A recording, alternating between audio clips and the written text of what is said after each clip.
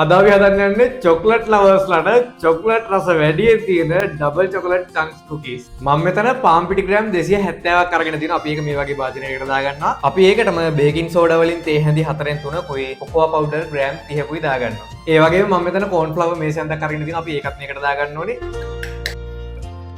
දැන් අපි මේ පිටි මිශ්‍රණය පැත්තකින් තියාගමු. මෙතන මම දුඹුරු සීනි වලින් ග්‍රෑම් 165කුයි සුදු සීනි වලින් ග්‍රෑම් 100කුයි අරගෙන තියෙනවා. මෙතන තියෙනවා කාමර උෂ්ණත්වයේ තියෙන බටර් ග්‍රෑම් 225ක්. දැන් ඔයාලා මේ බටර් ටිකයි සීනි ටිකයි විනාඩි 5ක් 6ක් විතර හොඳට බීට් කරගන්න ඕනේ.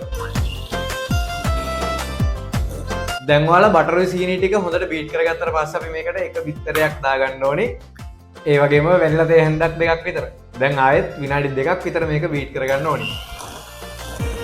දැන් අපි මේකට අපි කලින් හදාගත්ත පිටි මිශ්‍රණය දාගන්නවා. දැන් ඔයාලා ඉතින් මේක ටිකක් මික්ස් කරගන්න ඕනේ. ඉතින් මේක ඕවර් මික්ස් කරන්නේ නැහැ. මොකද අපි මේකට තව චොකලට් චන්ක්ස් ටිකක් එකතු කරගන්නවා. ඒ හින්දා මේක ඕවර් මික්ස් කරගන්න එපා. කපාගත්ත ඩාර්ක් චොකලට් කෑලි. ඔන්න දැන් ඔයාලට පුළුවන් මේක හොඳටම කලවම් කරගන්න. ඉතින් ඒත් ඕවර් මික්ස් කරන්නේ නැහැ. අපි නෝමල් මික්ස් එකක් තමයි දෙන්නේ. ඔයාලට පුළුවන් ඩාර්ක් චොකලට් කෑලි වෙනුවට ඒ කියන්නේ මම මෙතන අරගෙන තියෙන ඩාර්ක් චොකලට් බාර් එකක් කරගෙන ඒක කපලා. ඉතින් ඔයාලට පුළුවන් ඒක වෙනුවට චොකලට් චිප්ස් උනත් පාවිච්චි කරන්න. එහෙම නැත්නම් ඉතින් මේකට කජු උනත් දාගන්න පුළුවන්. ඒක ඔයාලා කැමති විදියට ඔයාලා ඩිසයිඩ් කරලා දාගන්න. මම මේ වගේ බේකින් ට්‍රේ එකක් ලෑස්ති කරගෙන තියෙන්නේ. ඒ වගේම තමයි oven එකත් සෙල්සියස් අංශයක 180ට විනාඩි 10ක් ප්‍රීහීට් වෙන්න දාලා තියෙන්නේ. දැන් ඔයාලට තියෙන්නේ මේ කුකී බැටර් එක මෙන්න මේ වගේ අයිස්ක්‍රීම් ස්කූප් එකකින් අරගෙන මෙන්න මේ වගේ මේ බේකින් ට්‍රේ එක උඩින් තියාගන්න තවත් චොකලට් චිප්ස් ටික.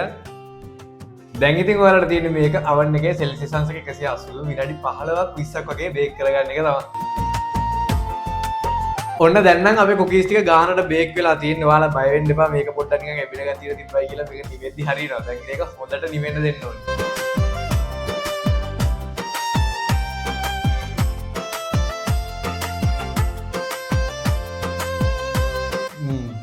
මේක මාරම චොක්ලටි ෆ්ලේවර් එකක් තියෙනවා. සුපිරිම සුපිරි.